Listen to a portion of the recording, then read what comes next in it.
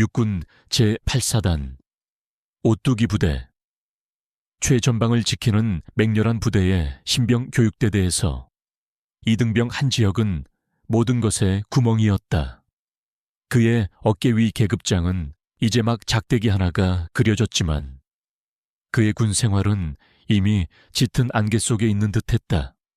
지혁은 모든 것에 서툴렀다.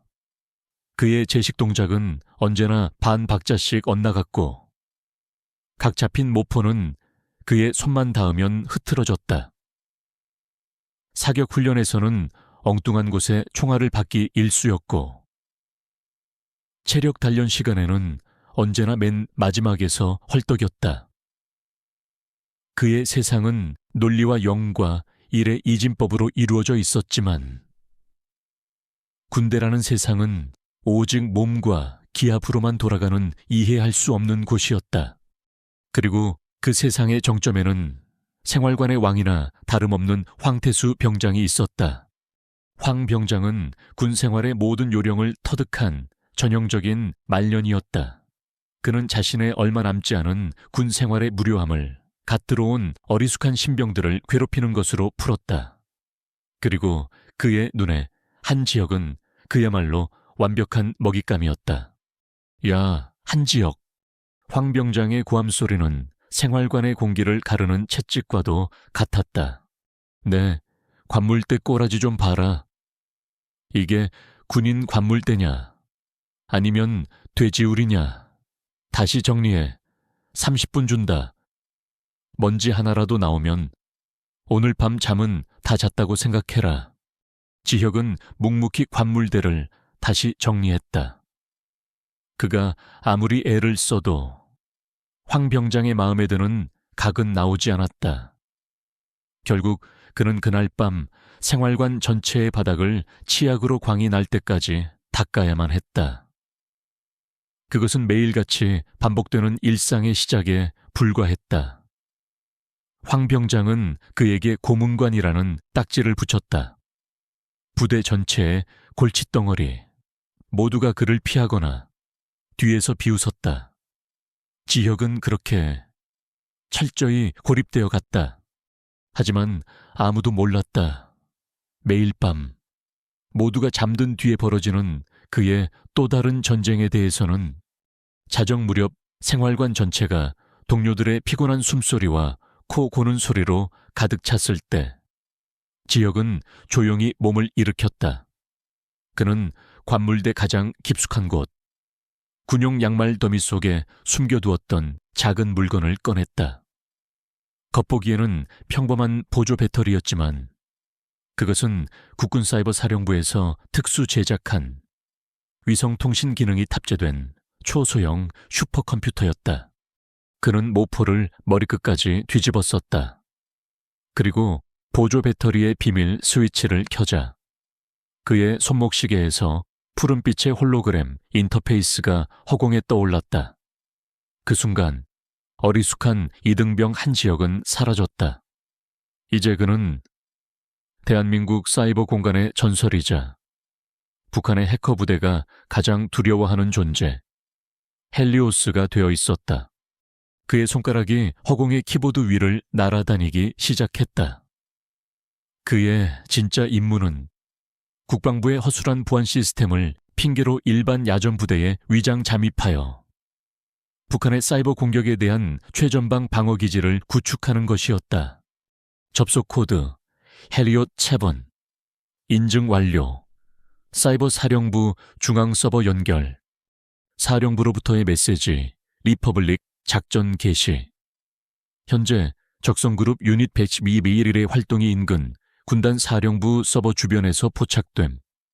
목표는 위협 분석 및 차단.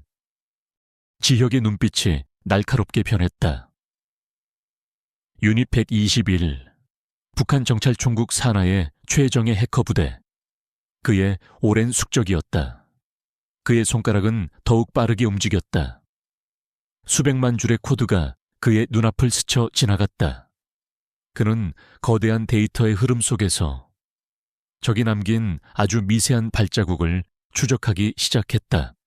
찾았다. 그는 나지막이 중얼거렸다. 적은 군단 사령부의 방화벽을 우회하기 위해 인근 부대의 민간 인터넷망을 경유하는 아주 교묘한 수법을 사용하고 있었다. 마치 정문을 공격하는 척하면서 아무도 신경 쓰지 않는 개구멍으로 침투하려는 시도였다. 하지만 헬리오스의 눈을 속일 수는 없었다. 지역은 즉시 역추적에 들어갔다. 그는 적의 IP 주소를 따라 수십 개의 가상 서버와 프록시 서버의 겹겹의 장막을 걷어내기 시작했다. 마치 복잡하게 얽힌 실타래를 풀어내는 것처럼 그의 손끝에서 모든 것이 명쾌하게 정리되었다. 마침내 그는 적의 침투 경로의 가장 깊숙한 곳에 도달했다. 그리고는 자신이 미리 준비해둔 선물을 심어놓았다. 그것은 치명적인 바이러스나 악성 코드가 아니었다. 그것은 훨씬 더 우아하고 더 모욕적인 것이었다. 카운터 스트라이크 개시. 그가 엔터키를 누르는 순간 북한 해커들의 모니터 화면에는 그들이 해킹하려던 군사 기밀 대신 애국가가 우렁차게 울려 퍼지기 시작했다. 그리고 화면 중앙에는 대한민국 육군에 오신 것을 환영합니다. 불법 접속은 처벌받을 수 있습니다. 라는 문구와 함께 펄럭이는 태극기 영상이 무한 반복 재생되었다. 그들의 모든 접속 경로는 차단되었고 그들이 심어놓으려던 악성 코드는 스스로 파괴되었다. 완벽한 방어이자 상대를 조롱하는 완벽한 카운터였다. 지혁은 조용히 접속을 끊었다. 그의 임에는 가느다란 땀방울이 맺혀 있었다. 화면 너머에 적과 벌이는 치열한 두뇌 싸움은 그 어떤 육체적 훈련보다도 더 많은 정신력을 소모하는 일이었다. 그는 모든 장비를 정리하고 다시 모포 속에서 빠져나왔다. 그리고는 아무 일도 없었다는 듯 자신의 자리에 누워 눈을 감았다. 새벽 5시 기상 전원 기상. 황병장의 고함 소리가 생활관을 뒤흔들었다. 지혁은 무거운 몸을 일으켰다.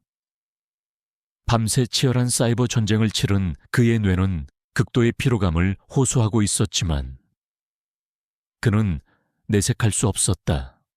그는 다시 어리숙하고 모든 것에 서툰 이등병 한지혁이 되어야만 했다. 황병장의 괴롭힘과 동료들의 비웃음을 견뎌내야 하는 길고 긴 하루가 또다시 시작되고 있었다. 그의 위대한 비밀은 그의 어리숙한 가면 뒤에 철저히 숨겨진 채였다. 한지혁의 군 생활은 2개의 전장으로 나뉘어 있었다. 해가 떠 있는 동안의 전장은 현실이라는 이름의 지옥이었고 해가 진 뒤의 전장은 가상이라는 이름의 전쟁터였다. 낮의 전장에서 그는 철저한 패배자였다. 황태수 병장의 괴롭힘은 날이 갈수록 교묘하고 악랄해졌다. 그는 더 이상 지혁의 어리숙한 일 처리만을 트집 잡지 않았다.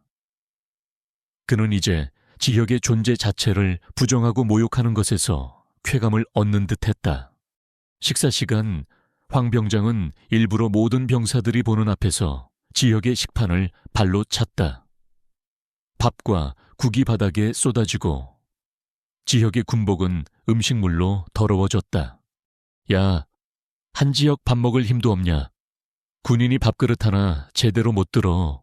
넌 그냥 밥 처먹을 자격도 없어. 오늘 넌 밥 없다. 배고프면 바닥에 떨어진 거 주워 먹든가. 모두가 킥킥거렸지만 아무도 황 병장을 말리지 못했다.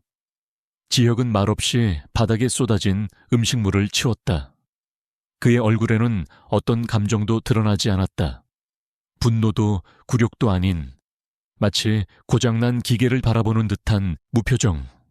그의 그 무표정은 황 병장을 더욱 화나게 만들었다. 그는 지혁이 울거나 화를 내거나 최소한 두려워하는 모습이라도 보고 싶었다. 하지만 지혁은 언제나 텅 빈 눈으로 그를 바라볼 뿐이었다. 그런 지혁에게 유일하게 손을 내밀어준 사람이 있었다. 그의 동기인 김철민 이병이었다. 철민은 덩치는 산만했지만 마음은 여린 순박한 청년이었다. 그는 황 병장의 눈을 피해 밤에 몰래 자신의 건빵 주머니를 털어 지혁에게 건네주었다. 지혁아, 이거라도 먹어. 너무 기죽지 마. 황 병장, 저 인간 이제 2달만 있으면 제대하잖아. 조금만 참자. 우리... 지혁은 말없이 건빵을 받아들었다. 고맙다는 짧은 한마디. 그 한마디에 담긴 무게를 철민은 어렴풋이 느낄 수 있었다. 지혁은 그저 서툰 군인이 아니었다. 그는 무언가 아주 깊은 것을 자신의 안에 감추고 있는 사람처럼 보였다. 지혁은 황 병장의 모든 행동을 분석하고 있었다. 전형적인 강약약강 유형, 자신의 열등감을 자기보다 약한 존재를 학대함으로써 해소하려 한다. 비논리적이고 감정적이며 예측 가능한 패턴을 보인다. 그의 머릿속에서 황 병장은 이미 완벽하게 프로파일링된 하나의 버그에 불과했다. 지금 당장 처리할 수 없는, 하지만 언젠가는 반드시 수정해야 할 시스템 오류. 그는 자신의 진짜 임무에 집중하기 위해 이 저급한 버그를 인내하고 있을 뿐이었다. 밤이 찾아오면 전장은 바뀌었다. 그의 작은 보조 배터리는 다시 한번 빛을 발했고 그는 헬리오스가 되어 보이지 않는 전쟁터로 복귀했다. 그날 밤 사이버 사령부의 이대령으로부터 새로운 임무가 하달되었다. 헬리오스, 듣고 있나? 지난번 애국가 사건 이후 적의 활동이 더욱 교묘해졌다. 방어만으로는 한계가 있다. 이제부터는 역으로 침투하여 적의 심장부에 우리의 눈을 심어야 한다. 목표는 유닛 121의 메인 서버. 그들의 다음 공격 계획과 해커 명단을 확보하라. 극도의 보안이 요구되는 임무다. 발각될 경우 사령부는 너의 존재를 부정할 것이다. 지역의 눈빛이 날카로워졌다. 이것은 지금까지와는 차원이 다른 고도의 위험성을 가진 임무였다. 그는 적의 성벽을 막는 수비수가 아니라 적의 심장부로 파고드는 암살자가 되어야 했다. 그는 즉시 침투를 시작했다. 북한의 국가방화벽은 세상에서 가장 폐쇄적이고 견고하기로 유명했다. 하지만 지역에게는 모든 벽에는 문이 있고 모든 자물쇠에는 열쇠가 있다는 철학이 있었다. 그는 수십 개의 위장 IP와 가상 사설망을 거쳐 자신의 흔적을 완벽하게 지우며 북한의 내부망으로 접근했다. 그가 마주한 첫 번째 방어벽은 인공지능 기반의 침입 탐지 시스템이었다. 시스템은 그의 미세한 접근 시도를 즉시 감지하고 그의 경로를 차단하려 했다. 하지만 지혁은 시스템의 패턴을 역으로 분석하여 마치 시스템의 일부인 것처럼 자신을 위장하는 코드를 순식간에 만들어냈다. 그는 유령처럼 첫 번째 벽을 통과했다. 하지만 두 번째 벽은 달랐다. 그것은 시스템이 아니었다. 사람이었다. 경고, 목련 7의 접근이 감지됨. 목련 7드. 유닛 뱀비 와리빌 내에서도 가장 실력이 뛰어난 엘리트 해커에게만 주어지는 코드네임. 지혁은 키보드 위에서 잠시 손을 멈췄다. 상대는 그의 침투를 눈치채고 역으로 그의 위치를 추적하기 위해 덫을 놓고 있었다. 이제부터는 속도와 두뇌의 싸움이었다. 두 명의 천재 해커는 수만 킬로미터 떨어진 어둠 속에서 오직 코드만으로 서로의 목을 겨누었다. 목련칠일이 복잡한 암호화 알고리즘으로 방어벽을 세우면 지혁은 그 알고리즘에 아주 작은 수학적 허점을 파고들어 무력화시켰다. 지역이 상대의 시스템에 접근하려 하면 목련777은 수십 개의 허니팟 가짜 서버를 만들어 그를 함정으로 유인했다. 그들의 손가락은 보이지 않을 정도로 빠르게 움직였다. 모니터 화면에는 수만 줄의 코드와 숫자들이 폭포수처럼 쏟아져 내렸다. 그것은 마치 고수들의 바둑 대국과도 같았다. 한 수 한 수가 서로의 다음 수를 예측하고 함정을 파고 허를 찌르는 치열한 싸움이었다. 1시간의 치열한 공방 끝에 마침내 지혁이 결정적인 한 수를 찾아냈다. 목련7은 완벽에 가까운 방어를 펼쳤지만 그는 아주 사소한 습관이 있었다. 그는 자신이 만든 코드의 특정 부분에 자신의 이니셜을 암호화하여 숨겨놓는 버릇이 있었던 것이다. 그것은 천재의 오만함이자 유일한 약점이었다. 지혁은 그 작은 흔적을 놓치지 않았다. 그는 목련7일의 이니셜이 담긴 코드를 역으로 이용하여 그의 개인 방화벽에 접근할 수 있는 백도열을 만들어냈다.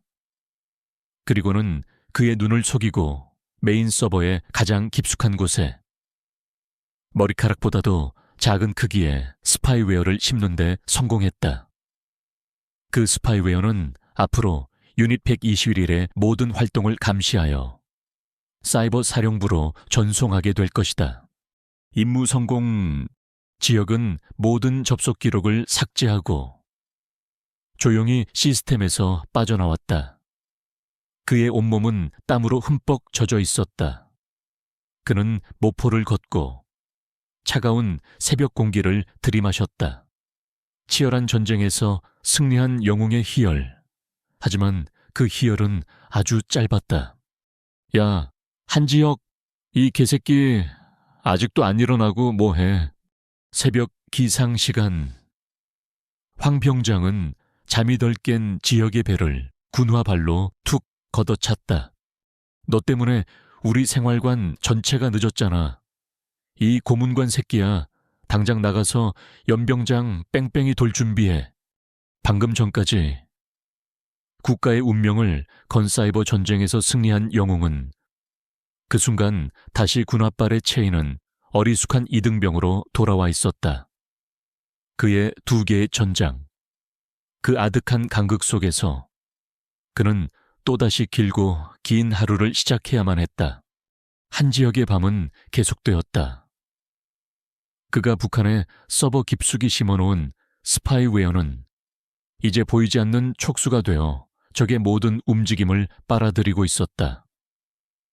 매일 밤 그는 모포 속 자신만의 사령부에서 수백만, 수천만 개의 데이터 패킷을 분석하며 적의 다음 공격 계획과 의도를 파악하는 데 몰두했다.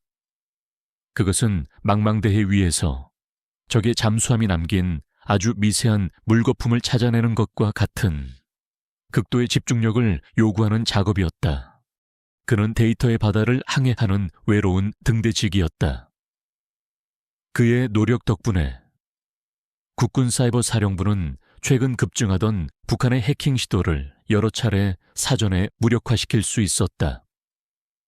하지만 그의 공로는 그와 이대령, 단 2사람 외에는 아무도 알지 못했다.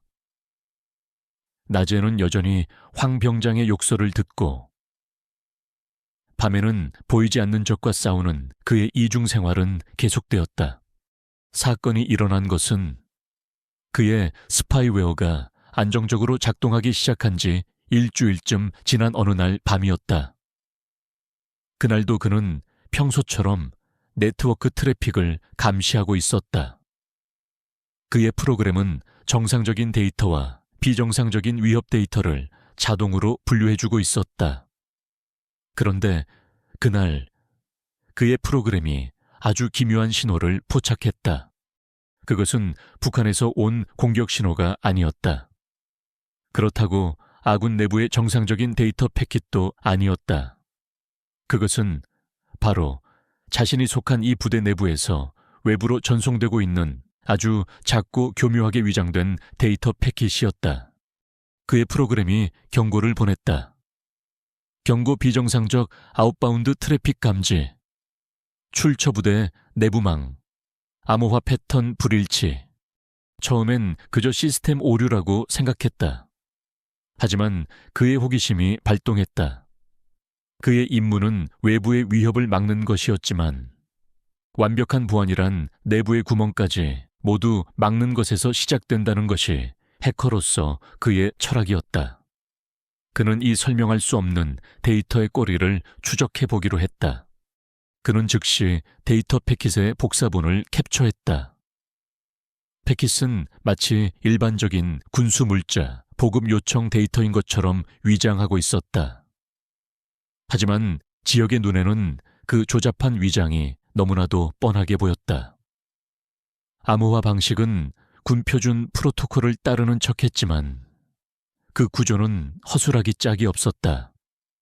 북한의 엘리트 해커, 목련 채알이 겹겹이 쳐놓은 방어벽이 최고급 강철로 만든 성문이었다면 이것은 널빤지로 만든 개구멍 수준이었다. 아마추어 솜씨군. 그는 콧방귀를 뀌며 즉시 암호 해독에 들어갔다. 그의 손가락이 홀로그램 키보드 위를 몇 번 움직이자 조잡한 암호는 맥없이 해제되었다. 그리고 마침내 패킷 안에 숨겨져 있던 진짜 내용이 그의 눈앞에 드러났다. 그것은 두 개의 다른 장부였다. 첫 번째 장부는 공식적인 군수 물자 불출 기록이었다. 훈련용 경유, 오서슈드럼 소모, 통신장비 노후 부품 무십개 폐기, A급 전투식량, 하박스 유통기한 경과로 폐기 처분. 모든 것이 그럴듯해 보였다. 하지만 두 번째 장부는 그 이면에 숨겨진 추악한 진실을 담고 있었다. 두 번째 장부에는 첫 번째 장부에서 소모 또는 폐기되었다고 기록된 바로 그 물품들이 민간업자에게 팔려나간 내역과 함께 입금받을 차명 계좌번호 그리고 거래 날짜까지 선명하게 기록되어 있었다. 지역의 표정이 차갑게 굳어졌다. 이것은 명백한 군수품 횡령 및 불법 유출, 즉 국가의 재산을 좀먹는 내부의 적이 저지르는 범죄의 증거였다. 그는 분노보다 차가운 지적 호기심을 먼저 느꼈다. 도대체 어떤 간 큰 놈이 군대 내부에서 이런 짓을 벌이고 있는 것일까? 그는 즉시 데이터 패킷의 발신지를 추적하기 시작했다. 그의 추적은 부대 내부망의 로그 기록을 따라 거미줄처럼 얽힌 경로를 거슬러 올라갔다. 그리고 마침내 모든 흔적은 단 한 곳을 가리키고 있었다. 부대 내 군수품을 관리하는 보급 창고의 행정반 컴퓨터. 그는 더 깊이 파고들었다. 그 컴퓨터에서 문제의 데이터 패킷이 전송된 시간은 언제나 매주 수요일 저녁 8시에서 9시 사이였다. 그 시간은 행정반의 모든 업무가 끝나고 당직 근무자 외에는 아무도 남아있지 않을 시간이었다. 그는 부대의 당직 근무표를 해킹했다. 그리고 지난 몇 달간 매주 수요일 저녁 그 시간에 보급창고 행정반의 당직 근무를 섰던 인물의 이름을 확인했다. 그의 모니터 화면에 너무나도 익숙한 이름 3글자가 떠올랐다. 황, 태, 수, 병장. 그 순간 지혁의 머릿속에서 모든 것이 하나로 맞춰졌다. 매일같이 자신을 괴롭히던 그 저급한 버그, 자신을 고문관이라 부르며 모욕하던 그 인간, 그가 바로 국가의 재산을 훔쳐 자신의 배를 불리고 있던 추악한 범죄자였던 것이다. 지혁은 조용히 눈을 감았다. 그의 머릿속은 이제 복잡해졌다. 그의 임무는 북한의 사이버 공격을 막는 것이었다. 하지만 그는 이제 자신의 바로 옆에서 벌어지고 있는 또 다른 종류의 적을 발견했다. 외부의 적과 내부의 적. 그는 이 사실을 이대령에게 보고해야 할지 잠시 고민했다. 하지만 그는 이내 고개를 저었다. 이것은 자신의 손으로 처리해야 할 문제였다. 이것은 더 이상 국가의 임무가 아니었다. 매일같이 자신을 모욕하고 자신의 유일한 친구인 철민이까지 괴롭히는 그 인간에 대한 개인적인 문제가 되어버렸다. 그는 조용히 황태수 병장의 모든 비리를 기록한 파일들을 따로 백업하여 자신만의 암호화된 서버에 저장하기 시작했다. 그는 아직 행동하지 않았다. 그는 사냥꾼처럼 완벽한 때를 기다리기로 했다. 적의 목에 비수를 꽂을 가장 결정적인 순간을 그날 이후 지혁의 눈빛은 아주 미세하게 변해 있었다. 황 병장이 그를 괴롭힐 때 그의 눈에는 더 이상 공허함이 없었다. 그 자리에는 먹잇감의 모든 움직임과 약점을 분석하는 포식자의 차가운 관찰력이 자리 잡고 있었다. 황태수 병장은 아직 모르고 있었다. 자신이 매일같이 가지고 놀던 어리숙한 장난감이 사실은 자신의 목을 겨누고 있는 가장 날카로운 칼날이었다는 사실을. 한 지역의 머릿속에서 두 개의 전장은 하나의 목표로 합쳐지고 있었다. 외부의 적인 북한 해커 부대를 막는 것과 내부의 적인 황태수 병장을 심판하는 것. 둘 다 그가 속한 시스템의 안보를 위협하는 바이러스였다. 그리고 그는 시스템의 클리너였다. 그날 이후 그의 밤은 더욱 바빠졌다. 그는 더 이상 수동적인 관찰자가 아니었다. 그는 황태수 병장이라는 인간을 완벽하게 분석하고 그의 모든 범죄 행각을 증명할 데이터를 수집하기 위한 치밀하고 은밀한 작전에 돌입했다. 그의 첫 번째 목표는 황 병장의 스마트폰이었다. 그것은 황 병장의 모든 비밀이 담겨 있는 판도라의 상자나 다름없었다. 지혁은 낮 동안 황 병장이 체력 단련 시간에 샤워를 하러 간 틈을 노렸다. 그는 청소를 하는 척하며 황 병장이 관물대에 던져둔 스마트폰에 아주 잠깐 자신의 손을 스쳤다. 그의 손끝에 있던 초소형 NFC 칩이 0.1초도 안 되는 시간에 스마트폰에 아주 작은 백도어 프로그램을 심어놓았다. 그날 밤 지혁은 자신의 벙커, 즉 모포 속에서 황 병장의 스마트폰에 원격으로 접속했다. 그의 앞에는 황 병장의 모든 사생활이 투명하게 펼쳐졌다. 초회 사장님, 이번 물건은 최상급입니다. 약속한 대로 입금 부탁드립니다. 황 병장, 자네만 믿네. 뒤탈 없이 처리하게.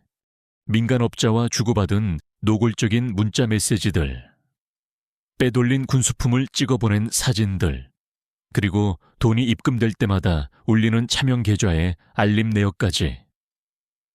증거는 차고 넘쳤다. 지혁은 이 모든 데이터를 한 점의 오차도 없이 자신의 비밀 서버로 전송했다. 그의 표정은 차갑게 굳어 있었다.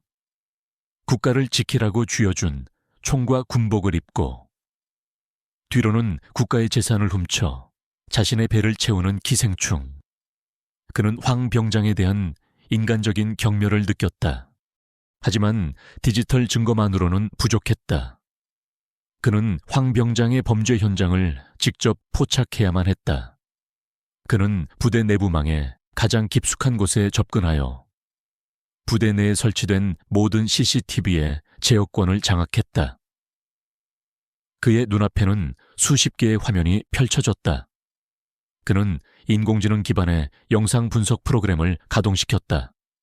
특정 인물, 즉 황태수 병장의 움직임을 24시간 추적하고 그가 특정 구역, 즉 보급 창고나 부대 후문 근처에 나타나면 자동으로 녹화를 시작하도록 설정했다. 그의 그물은 며칠 지나지 않아 월척을 낚았다. 새벽 2시. 지역의 프로그램이 경고 신호를 보냈다.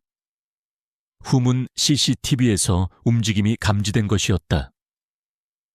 화면 속에는 황 병장이 나타났다. 그는 주변을 살피더니 보급 창고에서 빼돌린 것으로 보이는 박스 여러 개를 후문 근처의 숲속에 숨겨두었다. 잠시 후 민간인 트럭 한 대가 조용히 다가와 멈춰 섰다.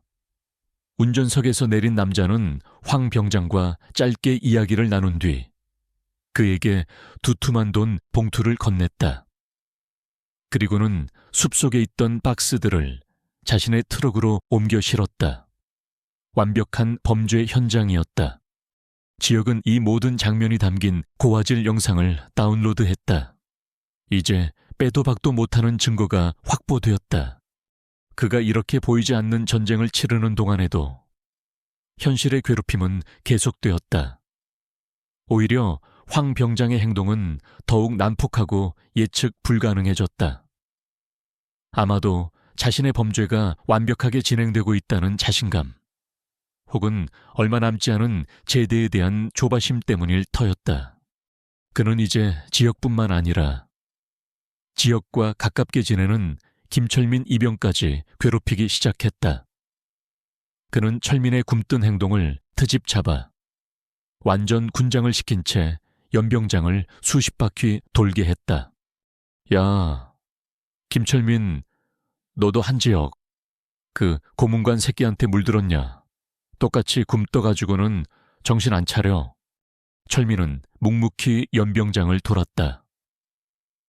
그날 밤 지쳐서 돌아온 철민은 지혁에게 조용히 말했다. 지혁아, 나 괜찮아. 너 괜히 나 때문에 미안해하지 마. 지혁은 아무 말 없이 자신의 관물대에서 몰래 숨겨두었던 파스 한 장을 꺼내 철민의 지친 어깨에 붙여주었다. 그는 철민의 고통을 보며 자신의 결심을 더욱 굳혔다. 이것은 이제 단순히 부정을 바로잡는 차원의 문제가 아니었다. 이것은 자신의 유일한 친구를 지키기 위한 싸움이었다. 지혁은 낮과 밤의 간극 속에서 완벽한 방역의 시나리오를 짜기 시작했다. 어느 날 낮, 황 병장은 또다시 지혁을 괴롭히고 있었다. 그는 지혁이 전투와의 광을 제대로 내지 못했다는 아주 사소한 이유로 그에게 칫솔 하나를 던져주며 화장실 전체를 청소하라고 명령했다. 이 칫솔로 저 병이 안쪽까지 광이 나게 닦아. 알겠냐? 지혁은 묵묵히 칫솔을 들고 화장실로 향했다. 그는 굴욕감을 느끼지 않았다. 오히려 그의 머릿속은 차갑게 회전하고 있었다. 칫솔을 든 내 모습, 이 굴욕적인 장면, 이것 또한 아주 좋은 증거가 될 수 있겠군. 그는 화장실 구석, 아무도 보지 못하는 환풍구의 작은 구멍을 향해 아주 잠깐 의미심장한 시선을 보냈다. 그곳에는 그가 며칠 전 몰래 설치해둔 초소형 카메라가 모든 것을 기록하고 있었다. 그날 밤 지혁은 황태수 병장에 대한 모든 증거를 하나의 파일로 통합했다. 그가 군수품을 빼돌리는 CCTV 영상, 민간업자와 나눈 문자 메시지, 차명 계좌 거래 내역, 그리고 그가 부대원들을 상습적으로 폭행하고 학대한 증거 영상까지 모든 것이 완벽하게 정리되었다. 그는 파일의 이름을 간단하게 지었다. 황태수 병장 비리 보고서. 이제 그의 손에는 황 병장의 군 생활은 물론 그의 남은 인생 전체를 파괴할 수 있는 강력한 무기가 쥐어져 있었다. 그는 이 무기를 언제, 어떻게 사용할지 결정해야 했다. 그는 서두르지 않았다. 그는 가장 완벽한 때를 기다리기로 했다. 이 부패한 바이러스를 시스템 전체가 보는 앞에서 가장 확실하고 가장 공개적인 방식으로 제거할 수 있는 바로 그 순간을 사냥꾼은 덫을 놓고 먹잇감이 가장 방심한 순간을 기다리고 있었다. 그리고 그 순간은 머지않아 찾아올 터였다. 한 지역의 이중생활은 아슬아슬한 균형을 유지하며 계속되었다. 낮에는 황태수 병장의 그림자 밑에서 숨을 죽였고, 밤에는 헬리오스가 되어 보이지 않는 적과 싸웠다. 하지만 그 위태로운 균형은 두 개의 전장에서 동시에 불어온 거대한 폭풍에 의해 산산조각날 운명이었다. 첫 번째 폭풍은 사이버 사령부로부터 왔다. 그날 밤 이대령으로부터 최고 등급의 보안 메시지가 도착했다. 헬리오스, 즉시 보고하라. 자네가 심어놓은 스파이웨어에서 결정적인 정보가 입수되었다. 적성그룹 유닛 121이 대규모 사이버 공격 작전을 준비 중이다. 작전명, 붉은 새벽. 지역의 심장이 차갑게 내려앉았다. 붉은 새벽. 작전의 목표는 한미연합 군사훈련 기간에 맞추어 대한민국의 군 지휘 통제 시스템 KJCCS를 마비시키고, 동시에 국가기관 시설인 발전소와 통신 허브를 공격하여 극도의 사회적 혼란을 야기하는 것이다. 공격 예상 시점은 앞으로 48시간 이내. 이것은 단순한 해킹이 아니다. 사이버 전쟁의 서막이다. 헬리오스, 자네는 이제부터 우리의 최전방 방패이자 가장 날카로운 창이다. 적의 공격을 실시간으로 방어하고, 필요하다면 적의 심장부를 역으로 타격해야 한다. 대한민국의 안보가 자네의 손끝에 달려있다. 이대령의 메시지는 짧았지만 그 무게는 청운망은과도 같았다. 지역은 자신이 이 부대로 위장 잠입한 진짜 이유와 마주했다. 이것이 바로 그가 치러야 할 진짜 전쟁이었다.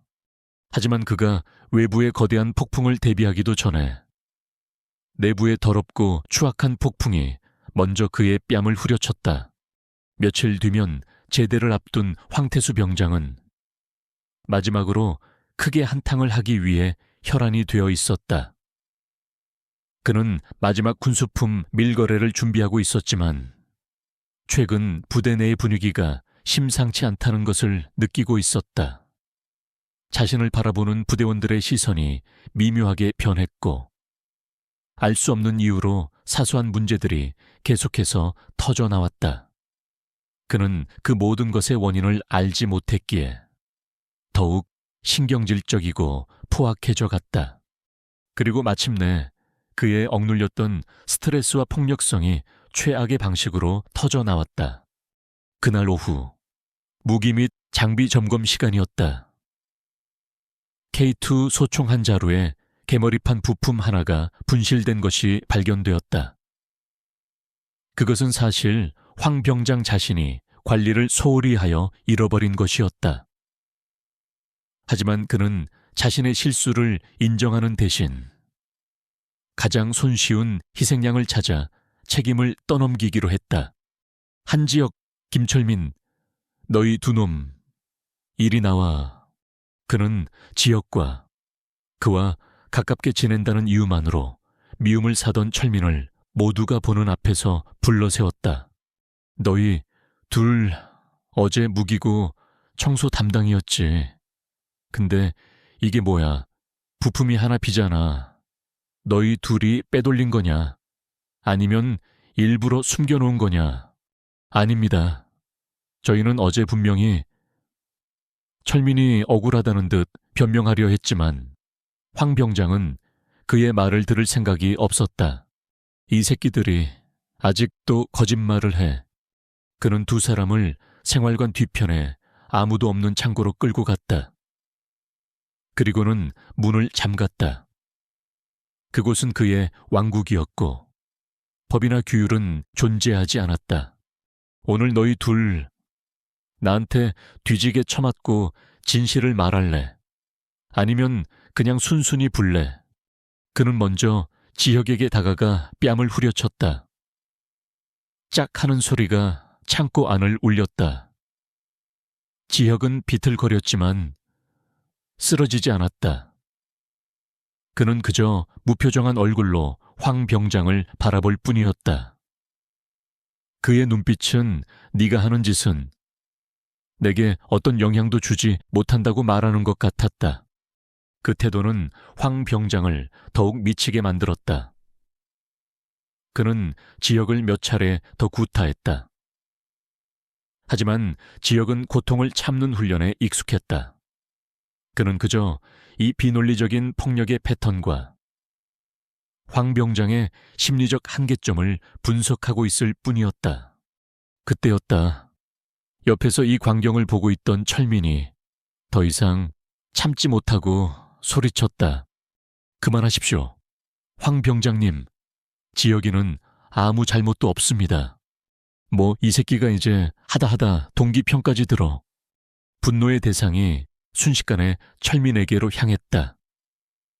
황 병장은 철민의 멱살을 잡고 그를 거칠게 밀쳤다. 육중한 철민의 몸이 균형을 잃고 뒤로 넘어졌다. 그리고 그의 등 뒤에는 날카로운 모서리가 튀어나온 낡은 강철 선반이 있었다. 쿵, 끔찍한 소리가 났다. 철민의 머리가 선반 모서리에 그대로 부딪혔고 그는 비명 한 번 지르지 못한 채 바닥으로 쓰러졌다. 그의 머리에서 붉은 피가 흘러나오기 시작했다. 그 순간 지혁의 세상이 멈췄다. 지금까지 그의 모든 행동을 지배했던 냉철한 이성과 분석은 사라졌다. 그의 머릿속에서 차가운 얼음 같던 무언가가 쨍그랑 소리를 내며 깨져버렸다. 그리고 그 자리에는 순도 100%의 차갑고 시퍼런 분노만이 남았다. 자신을 괴롭히는 것은 참을 수 있었다. 그것은 시스템의 버그였고 비효율적인 소음이었을 뿐이니까. 하지만 자신의 유일한 친구, 자신에게 처음으로 손을 내밀어 주었던 그 선량한 친구가 저런 쓰레기 같은 인간의 무의미한 폭력에 의해 피를 흘리는 것은 용납할 수 없었다. 선을 넘었다. 황태수 병장은 절대로 넘어서는 안 될 선을 넘어버린 것이다. 소동을 듣고 달려온 다른 부대원들에 의해 철민은 의무대로 실려갔다. 다행히 생명에는 지장이 없었지만 심한 뇌진탕과 함께 팔이 부러지는 중상을 입었다. 황 병장은 그저 가볍게 밀쳤을 뿐인데 저놈이 혼자 오버하다 넘어진 것이라고 둘러댔다. 모두가 진실을 알았지만 아무도 감히 나서지 못했다. 지혁은 의무대 앞에서 실려나가는 철민의 모습을 묵묵히 지켜보았다. 그리고는 천천히 고개를 돌려 생활관 창문에서 이쪽을 보며 비웃고 있는 황 병장과 눈을 마주쳤다. 황 병장은 그 눈빛을 보고 순간 소름이 돋았다. 이전의 그 공허한 눈빛이 아니었다. 그것은 먹잇감의 목을 물어뜯기 직전의 늑대의 눈빛, 복수를 맹세한 암살자의 눈빛이었다. 지혁은 자신의 벙커로 돌아왔다. 그는 자신의 보조 배터리를 꺼내 들었다. 그의 손은 더 이상 떨리지 않았다. 헬리오스 사령부에 보고한다. 그는 이대령에게 짧은 메시지를 보냈다. 붉은 새벽 작전, 예정대로 처리하겠다. 하지만 그 전에 먼저 청소해야 할 내부의 쓰레기가 생겼다. 모든 책임은 내가 진다. 그의 두 개의 전장은 이제 하나의 거대한 폭풍이 되어 합쳐졌다. 그는 오늘 밤 두 개의 전쟁을 동시에 치를 생각이었다.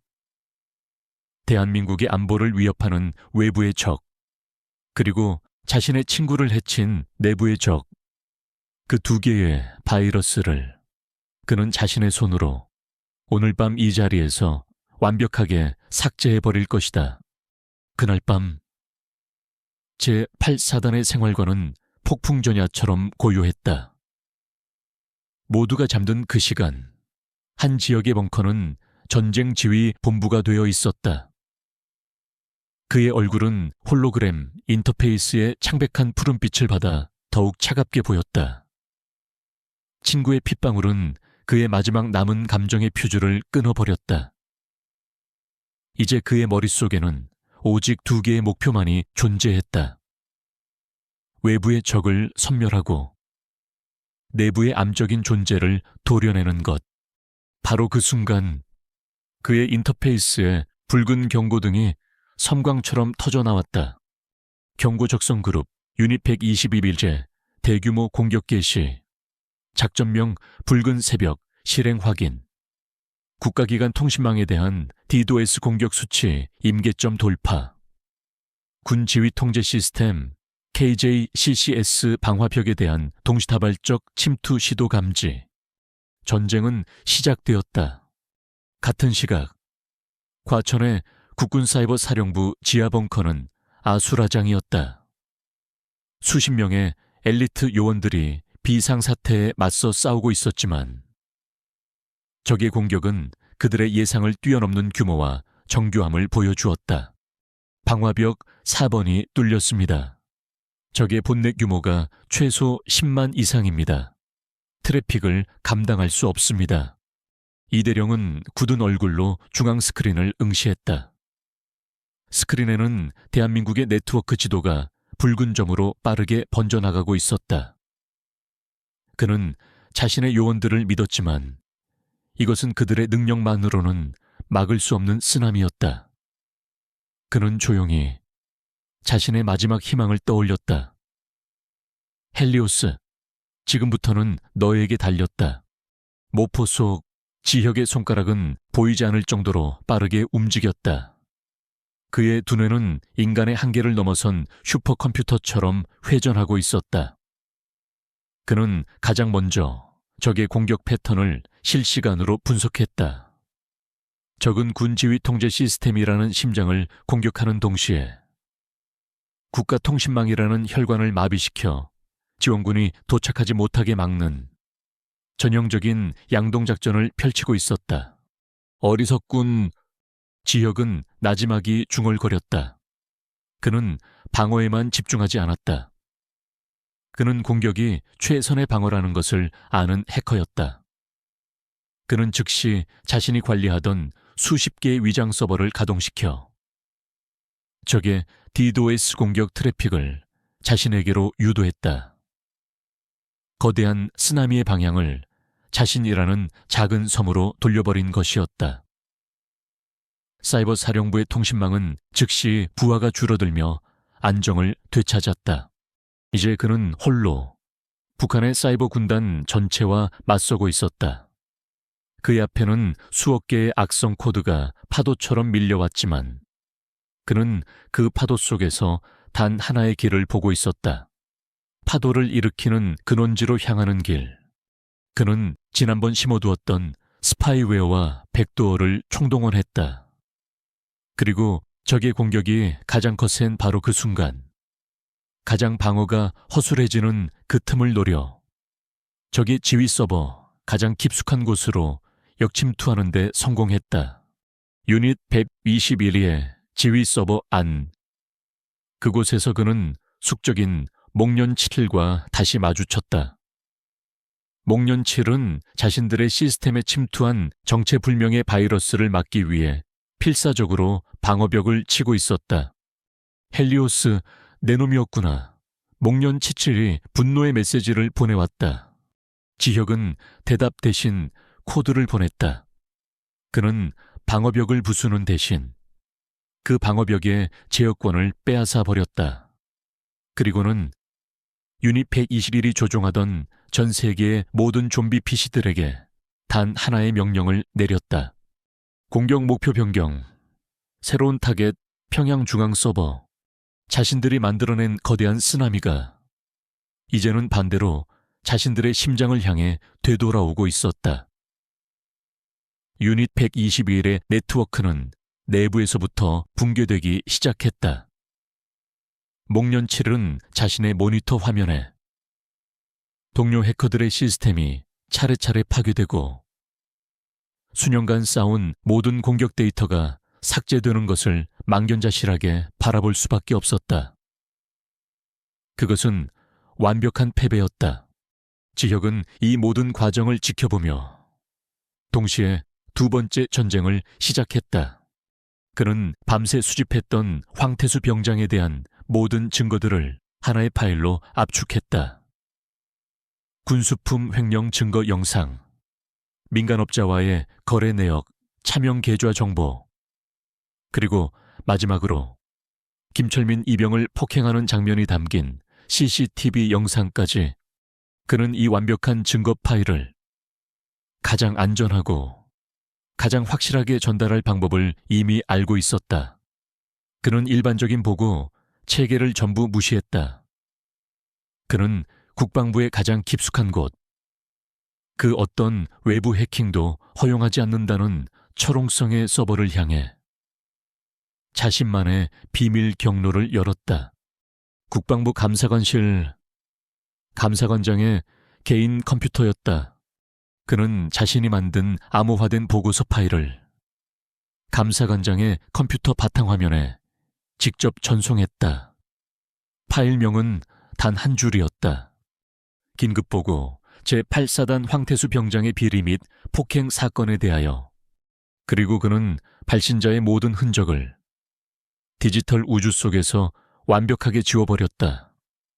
마치 처음부터 존재하지 않았던 것처럼 새벽의 여명이 밝아오고 있었다. 사이버 공간에서 붉은 새벽 작전은 처참한 실패로 끝났다. 유닛 121의 네트워크는 복구 불가능한 수준으로 파괴되었고, 목련칠은 자신의 모니터에 마지막으로 남겨진 헬리오스의 메시지를 보며 치를 떨어야만 했다. 전장에는 규칙이 있는 법이다. 현실 세계에서 지혁은 모든 장비의 전원을 끄고 조용히 모포 속에서 빠져나왔다. 그는 밤새 2개의 거대한 전쟁을 치렀다.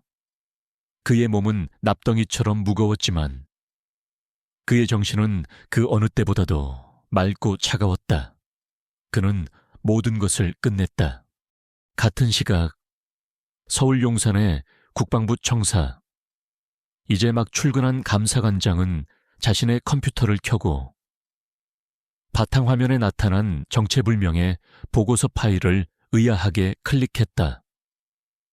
그리고 파일의 내용을 확인하는 순간 그의 얼굴은 경악과 분노로 굳어졌다. 거대한 정의의 톱니바퀴가 이제 막 움직이기 시작하고 있었다. 그 톱니바퀴를 움직인 것은 수백 킬로미터 떨어진 최전방 부대의 가장 어리숙한 이등병이라는 사실을 아직은 아무도 알지 못했다. 국방부 감사관실은 발칵 뒤집혔다.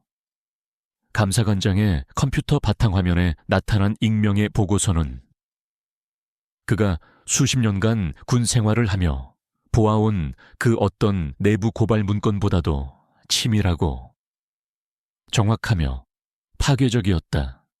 디지털 로그 기록, 암호화된 문자 메시지, 복원 파일, 돈이 오고 간 차명 계좌 내역, 그리고 범죄 현장이 고스란히 담긴 CCTV 영상까지. 증거는 반박의 여지가 없이 완벽했다. 감사관장은 이것이 단순한 내부 고발이 아님을 직감했다. 이 정도 수준의 정보를 수집하고 자신의 개인 컴퓨터에 직접 전송할 수 있는 능력. 이것은 보통 사람의 소행이 아니었다.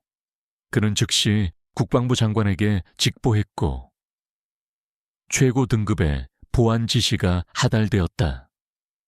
신속하고 조용하게 그리고 철저하게 처리할 것. 그날 오전 평화롭기만 하던 제8사단 제21연대 막사에 검은색 번호판을 단 헌병대 차량 여러 대가 먼지를 일으키며 도착했다. 헌병대 수사과장과 국방부 감사실에서 파견된 조사관들이 내렸다. 그들의 굳은 표정과 서슬 퍼런 기세에 부대 전체는 순식간에 얼어붙었다.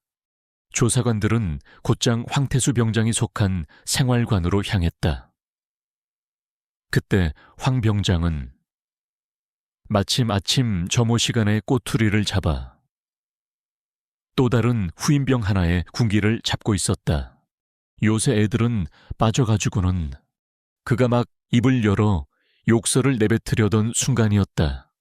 황태수 병장 생활관 문을 박차고 들어온 헌병대 수사과장의 날카로운 목소리가 그의 말을 잘랐다. 황 병장은 자신을 부르는 목소리에 어리둥절한 표정으로 뒤를 돌아보았다. 누구십니까? 국방부 감사실 합동수사관이다. 황태수 병장. 자네를 군형법 제58조 군용물 절도 및 제62조 가혹행위 혐의로 긴급 체포한다. 수사과장의 말이 끝나기가 무섭게 헌병 2명이 다가와 황 병장의 양팔을 붙잡고 차가운 수갑을 채웠다. 철컥하는 소리가 생활관 전체에 울려 퍼졌다. 황 병장은 눈앞에서 벌어지는 일을 믿을 수 없다는 듯 넋이 나간 표정이었다. 이게 무슨 소리입니까? 저는 아무 짓도 하지 않았습니다. 이거 놔. 그는 발버둥 쳤지만 소용없었다. 그의 어깨를 짓누르는 헌병대의 손은 그가 평생을 휘둘러온 폭력과는 차원이 다른 국가의 이름으로 집행되는 서늘한 공권력이었다. 생활관의 모든 병사들이 숨을 죽인 채 이 광경을 지켜보고 있었다.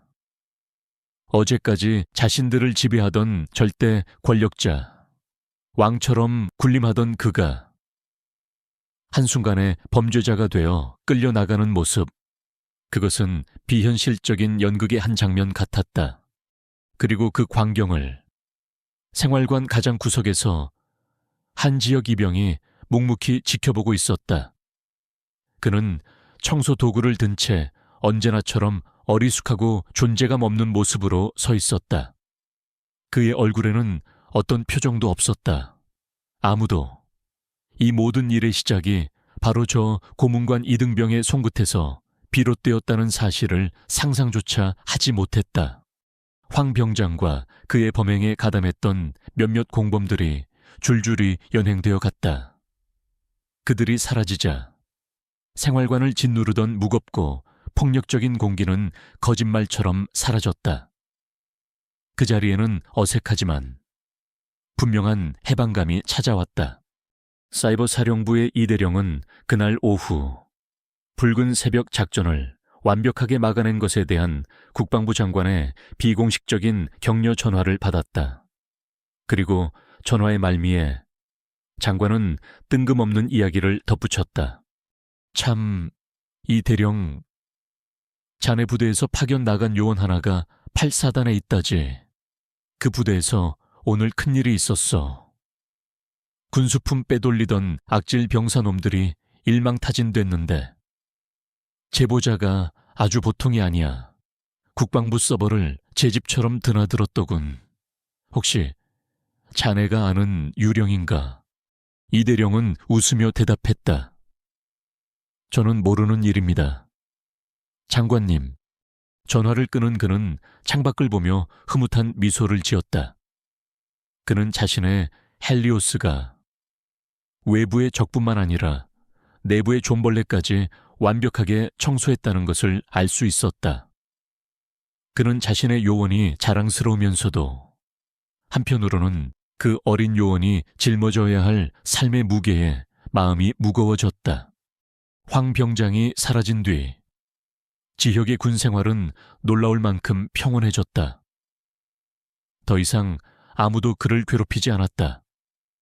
그는 여전히 제식 동작이 서툴고 작업 속도가 느렸지만 이제 동료들은 그를 고문관이라고 부르는 대신 그냥 좀 특이한 놈 정도로 생각하고 내버려 두었다.